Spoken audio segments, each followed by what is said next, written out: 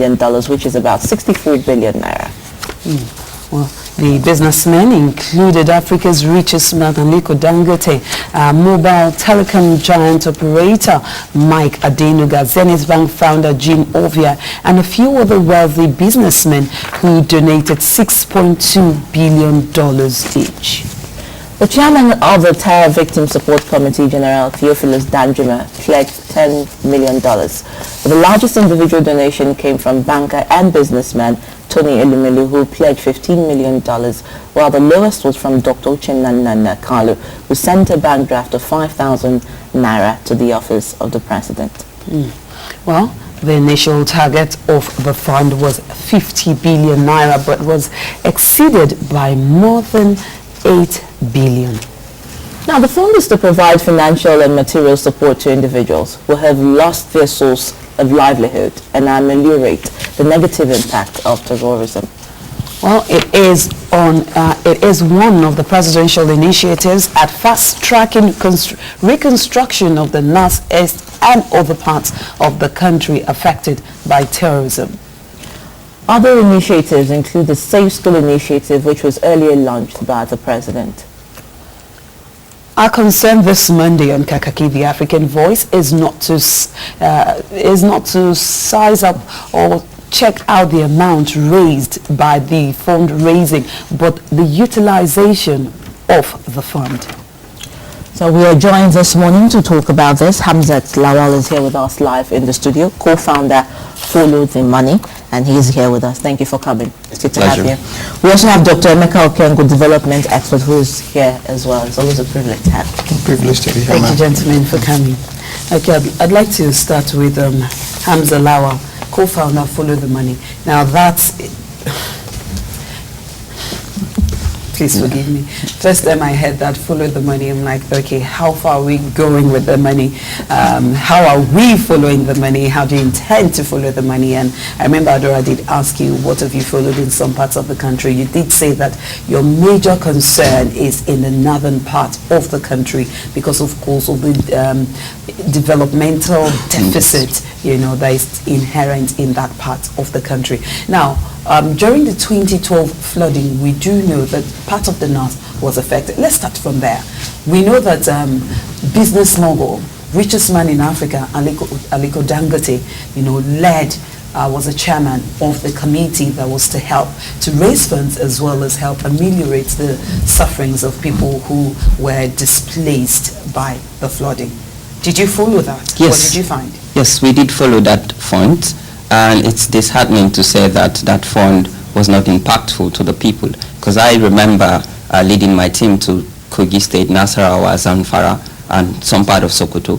We found out that the community itself that was supposed to benefit from this fund didn't get this funding.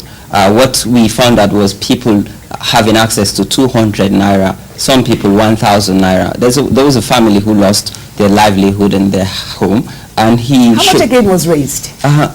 Millions of dollars, 17 billion. And I remember we approached the committee with an FOI saying, can you give us information on how much you have raised, how much pledge has been remitted to you, and what you have used this money for? Because we've been to the community, we've spoken to the affected victims, and all the stories coming from them is nothing to write home about. Dr. Kengo, you want to respond to that too? Yes, I want to, but in trying to respond to it, just please give me a minute so that I can be able to create the proper scenarios for us to start building. Why do funds fail? First, let's thank government. Let's thank the people that have donated. Okay, it's a good thing they've done that. However, there are three classes of victims. And if you don't identify these three classes of victims, you might not be able to understand why projects fail. And I think to start with, you need to find out that you have what you call the primary victims that are now further broken into two segments. Those who are dead and those who are infirmed. You now dig it further. Those who are infirmed also can be broken further into two further groups. Those who are psychologically traumatized and those who are emotionally traumatized. Those who are psychologically traumatized might be those who have lost limbs, lost hands, and all that. Those emotionally traumatized might be those who have lost properties. But how do you tie all this in? Why do these things fail? One word, data. If you do not have the proper statistics of people, of who these victims are, how can you begin to apply whatever, programs you have to them? This is why government intervention programs fail. First, is not inclusive, like this is not inclusive. Okay. I'm happy you announced some fella that brought in 5,000. I think he gave the greatest donation. Okay, if we were to say that every Nigerian should put in a minimum of 1 naira and probably a maximum of 5,000 naira, would have been raising close to 1 trillion, and it would have made the program more inclusive. But you need to generate what you call your decision support 3, that is driven by what they call PPAs. What does this mean? Plan, program of actions, to be able to support it. Otherwise, Hamzat will need to keep following this one and then come and report failures again. All right, I was still staying with you, Dr. Kengo. I know that certain times we look at the methodology of how those monies are raised, and again how those monies are given. Like he has analyzed here, that certain people even received a paltry sum of 200 naira. Certain families didn't even receive a penny. Now, you raised a very pertinent issue when you juxtapose the database of the UNCHR and that of the IDMC, which is for internally displaced people, and you take stock of the people, the numbers that we have, the statistics of people that are supposedly missing or displaced in Nigeria, it leaves a lot to imagination. Now, how do we begin to actually even decipher the number of people these monies are supposed to be reached out to? Through what method? And how do we follow the money, like Hamzat's foundation, rightly defines? Do you think there's something lacking in the structure of all of those fundraising? Yes, there is. Not just the fundraising, but even the structures. I tell you, I was having a conversation with a friend of mine. I'm certain he's not going to like me saying this on air. And a friend of his had been made some important personality. And I said, okay, see, you need to go and tell this person that without XYZ data, you're not going to do anything. And then he goes to this person, and the person says, oh, no, you see, that's not my area. I just have to do with just this certain aspect of what it is I've been asked to do. And that's what the problem is. Because first and foremost, let us now begin to put it in ABC. You have National Population Commission. Where are they in this? You have National Bureau of Statistics. Where are they in this? Okay, because by now, these figures you're talking about coming from UNCH and all these international donor agencies are supposed to be released by the National Population Commission and the National Bureau of Statistics. Again, like I said to you, let us not also lose track that all of us are victims of insurgency. Only this, if you've had a sister or a brother who's lost a limb or died or lost something, and that person is staying in your house, your next door neighbor had better not be from the part of the country that thing happened to him. You're living with an enemy. So there has to be a proper program that begins to now address the issues across board. And the agencies that must participate should be clearly defined and identified and properly also trained. So I think to answer your question directly, the major problem we have in this country is that we assume too many givings that do not exist. In a program like this, I thought that the first thing we would have simply have done was to say, okay, how can we first and foremost identify the causes and effects? I'll tell you a typical example. People take it for granted. We're Christians, and somebody says, oh, Jesus is the only way, the truth, and the life, and nobody can go anywhere without Jesus. To me and you who are Christians, wow, praise the Lord. But to some other person who does not understand where we're coming from, that's very offensive. Trust me. Same thing with somebody who also says to you, Muhammad is the truth, the light, and the way, and he is the last prophet who will take everybody to Anjuna Fidus. To the Muslim, wow, this is it. But to me and you, so you must be able to first and foremost identify what are the true causes of what now generates this feeling of it. Why do people attack people after listening to something that is supposed to be spiritual? Because are we going to dig into how this, we are talking about Boko Haram. Boko Haram, does it have any religious undertone? Does it have any spiritual undertone? Does it have any poverty undertone? You must be able to identify those variables for us to be able to create a complete whole. So what's my point? If you want us to solve this problem, ladies, what we need to do is to be able to create the real and the false scenarios that can now begin to drive you towards what they call a decision support instrument that begins to allow you to identify the players who will be able to help you. When somebody puts in 1 naira into a course, he believes in it. So even asking Nigerians for everybody to contribute, I remember when I was in secondary school, there was something like that, and I was very happy. You remember what they call Bob a job? Maybe you guys were too young when it was happening. We were sent out to the street to go and do stuff, and then somebody paid us money, and we returned it to the church or to the society or to somebody who was ill. They used to call it Bob a job or Bob a job in those days. Okay? They used to do also when we were in the university where you went to rag, but in recent times you give people that concom or whatever. By the time they finish, half of the money is in their pocket because it is not tied to getting, truly talking, thinking this process through. All right. That's what the challenge is. Hamza, now we're talking about 8 billion naira over the 50 billion dollars that was meant to be raised. This might seem like it's an indication of that this initiative will go very well, because the first thing seemed to be to get the funds, and then it will seem to be like disbursing that fund or making use of it is the simplest thing. But right now we do know, with everything that you both have said so far, that part seemed to be the most difficult.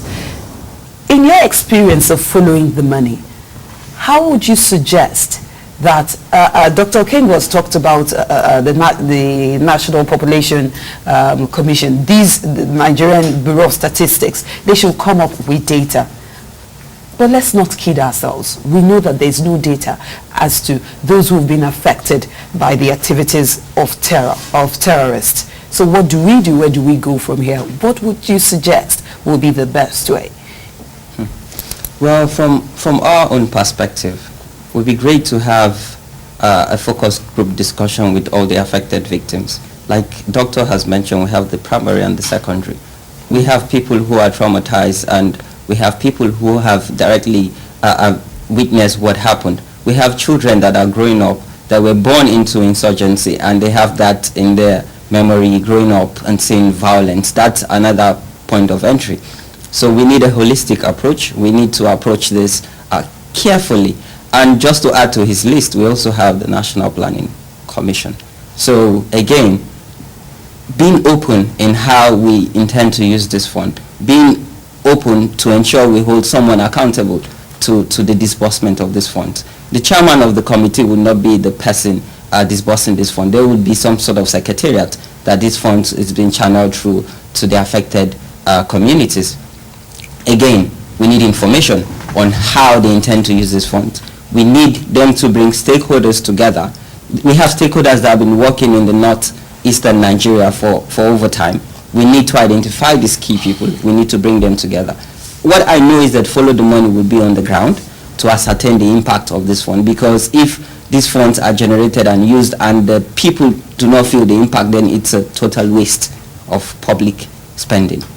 All right, let me quickly come to Doctor. I wanted to ask you a question, but let me just infuse this here. Doctor, let's try to prognosticate the issue right here with the objectivity for what these funds were actually raised for. Now, we understand the president saying that it was for the fast tracking of reconstruction of the northeastern Nigeria, where some of this, insurgency attacks were more, obvious and really created the havoc. But then the rhetoric of the war on terror is that the Boko Haram is still unleashing mayhem in this area. So to what extent can this money go when there still be no available site on ending the terror in these areas and reconstructing a community that is still ablaze with terror? Answer is in the question. That's what my boss used to tell me way back in those days. Let me tell you why the answer is in the question. Because like I said to you, Adora, it's very important that we identify that everybody is a victim here. Okay, but you have the primary, the secondary, and even the tertiary victims. So what it is government needs to first and foremost do is to be able to find out why these attacks happened. What's created it? Why would you wake up and attack your neighbor? What's the underlying factor? Is it land? Is it religion? Is it what? So in what following what Hamzat is trying to say, in developing a holistic framework, not an approach, it has to first and foremost be a framework that begins to now test run all what it is you're talking about. There might be need for you to even move people permanently out of where they have lived, because if you stay in a place that you have been traumatized, there's a tendency, okay, that thing begins to now be your monster that wakes and sleeps with you. So it is just not about going to rebuild a man's house when he's not even going to go back to the house. It's all about first and foremost rebuilding the people's consciousness in accepting each other. I give you a typical example again, that this might just help us. Where me and you come from, they are human beings, normal human beings like us, prettier, more intelligent, and they call them Osu. And the moment they call that person Osu, no matter how nice, well-educated, Sinami that man is, the day you bring him to your father's doorstep, he is bringing out a knife, and your father is a priest in the church. Are you listening to me? Because it's also. I'm telling you, it is that bad.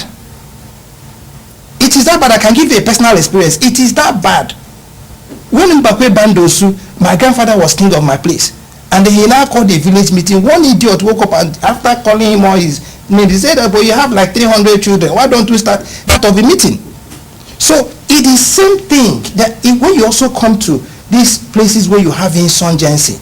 In a place like Adamawa, you have over 50, 60, 70 different tribes, all looking down on each other. And this is what has happened all around Nigeria. So until we're able to look at the underlying issues that have created where we are in this country and probably begin to address it, ladies, as a first step, to be able to get everybody to believe that we are all human beings. And this is where this hate preaching, this is where these cultural values and ethics comes in. If I am an Hausa man and I come into the house of an Igbo man and we don't embrace our wives or vice versa, why do you want to embrace my wife? First and foremost, let us begin to respect each other's culture. If I come into a place where they don't like alcohol, why would I want to go and sell alcohol there? So until you begin to understand that most of these things are just outbursts that has been, bottled for a very long period of time. So inevitably, you're saying that reconstruction of the communities is way not the first thing. No, it's not. It's not. It's not even the third stage. I see. It's not. The first stage is first and foremost, you must be able to address the psychological perspectives of all the players in this matter. The moment you're able to get me and you to look at ourselves as human beings and respect that sanctity of life, that we are human beings, however that fund is going to do that now has to be where this inclusion comes in, where this reconciliation comes in, where this interaction comes in, where this mass mobilization comes in, where you now begin to now place standards. Everybody is allowed to preach, but for crying out aloud, there are certain things. There's something they call lewd. There are films that are classified as lewd. There are also preachings, no matter how nice they might be, we must also now put a ceiling on to be able to say, listen, you can't say this here and you can't do this here. Okay. You can do it, okay, it's your right to do it. But remember that the next person, might be offended by it. And that I think is a very good starting point. Hamzat, I suppose you agree too that reconstructing, the northeastern part of the country shouldn't be the first thing to do in terms of infrastructure. Now, we had a terrorist strategist last week, and he said something that has stuck with me since last week, Thursday. He said that one of the best way, if not the best way, to tackle the issue of insurgency is, first of all, to allow the burning fire to wear out. But in the meantime, remove the firewood that is yet to begin to catch fire from the fire and let the one that is already on fire to go. What that means simply is just for members of the terrorist group, they're already there. They already have their recruits. They're already doing what they're doing. How do we make sure that more Nigerians are not recruited into this terror group? How do we make sure that those who have been affected, those who have lost a brother, those who have probably even lost a limb, who've lost a mother, those who've lost everything that they have and everything that they know, do not out of anger, pick up arms and join the terrorists? Now, how can these funds be used to achieve such a goal? Well, from my own perspective as an environmentalist, I would link Boko Haram to the effect of climate change. Let's take, for instance, the dried up where we have the Lake Chad region. Okay. There used to be a business hub for the communities. We have young people who are fishermen who build canoe for people. But now the Lake Chad has lost over 80% of its resources. And I ask myself, where are the young people that are usually in Lake Chad region, engage in business activities? It's obvious that these young people have been recruited into Boko Haram. So if you want to create an incentive that would drive young people to not going into this crisis, you have to create a platform, you have to create an alternative of livelihood for them so they can now rest their backs on it. Also, looking at the insurgency, take for instance in Taraba State, we have communal crisis which now led to the insurgency. In Wukari, for instance, the communities had issues with themselves before Boko Haram now sees the opportunity to now cause a crisis. So we also have to look at that perspective. What is our country's mitigation and adaptation strategy when it talks to the effect of climate change? Because climate change has affected all the regions in Nigeria, and it's obvious that we don't have data in that respect, and we don't even have a framework. We don't have an institutional policy framework that would address these challenges.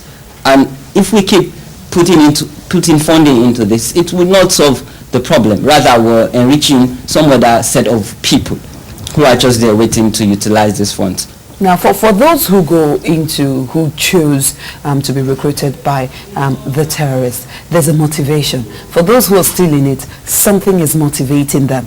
For those who are just even thinking about it or sympathizing with this group, there is a motivation. How do we begin to find what that motivation is and begin to change that mindset? My sister, the poverty level in Nigeria is pretty high.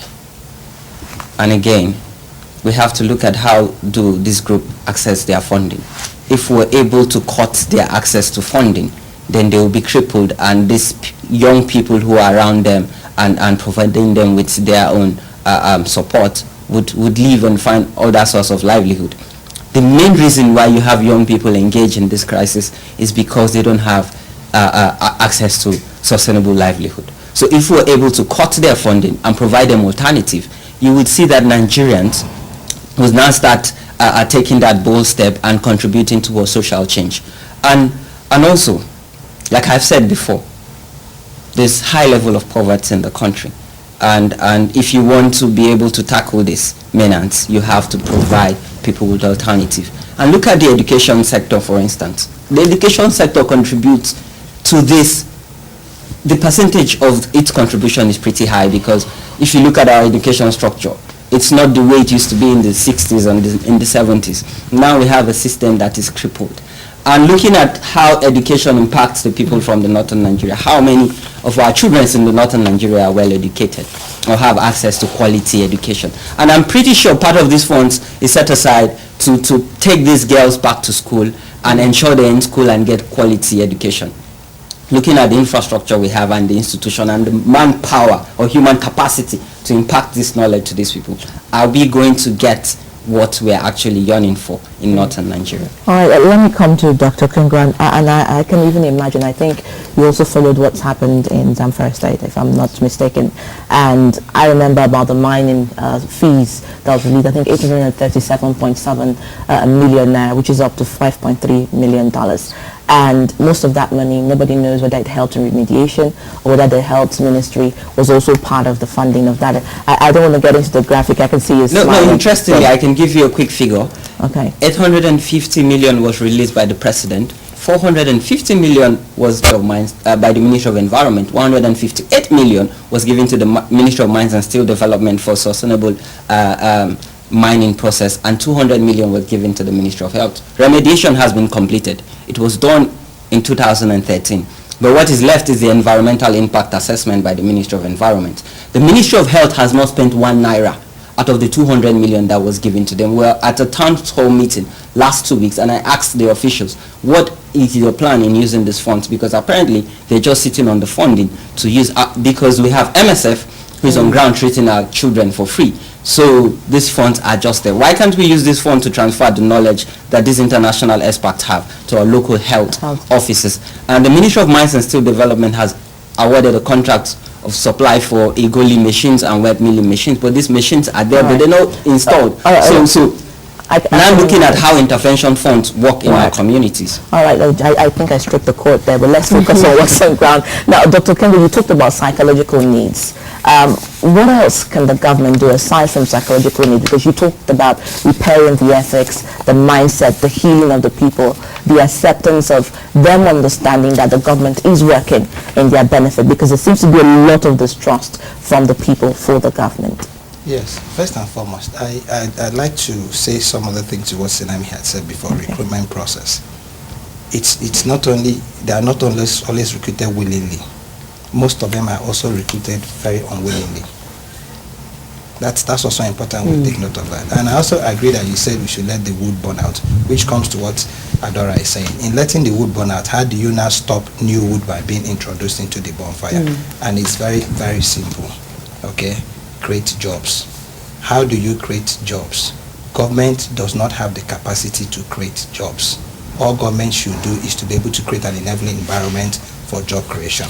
Why I started laughing is that Zamfara is a story I don't want to get into. Okay, so let's leave it at that. Yes. Right now, I am working for the World Bank on a project that is called Mineral-Based Economic Corridors. Okay, and what this simply means is that you're able to now begin to now develop a new economic program that is sustainable, making it mineral resources based. Okay. Somehow that story also got into the national conference, and that's how the story of 5% for exploration came out. You see, what we have lacked or failed to understand in this country is that, and I've said this before, you can have all the resources. If you are not capital, you have nothing.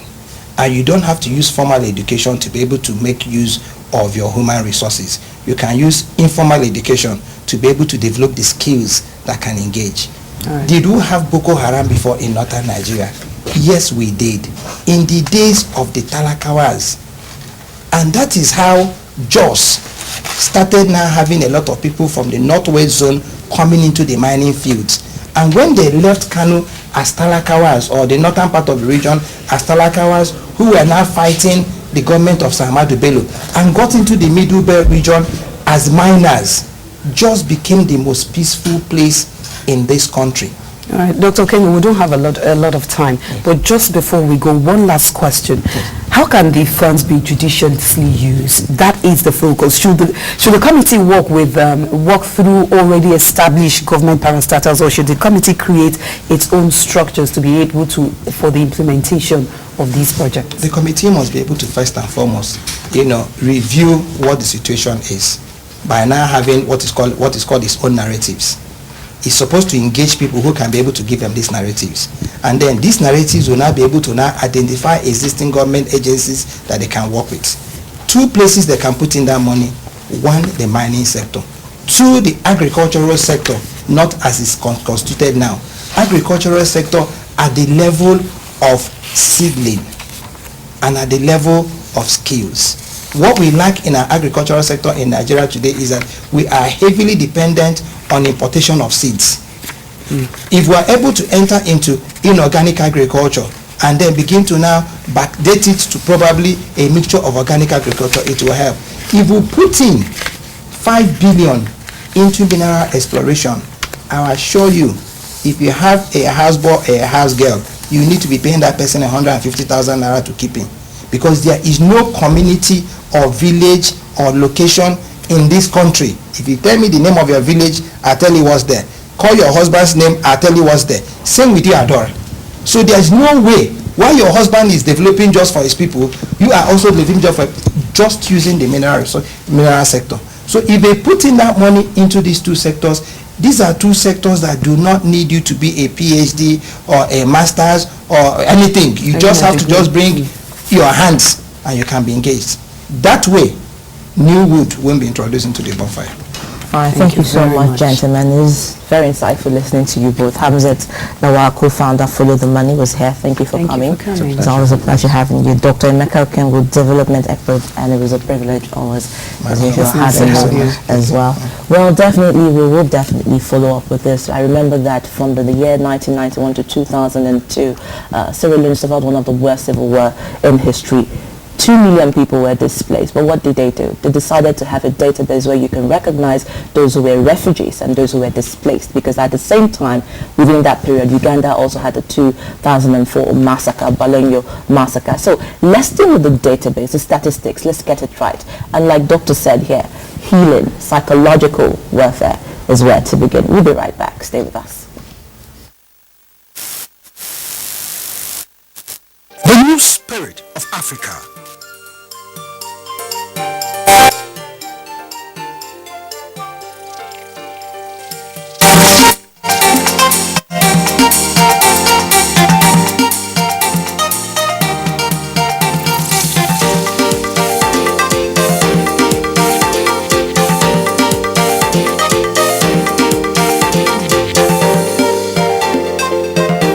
This is Kakaaki, the African voice.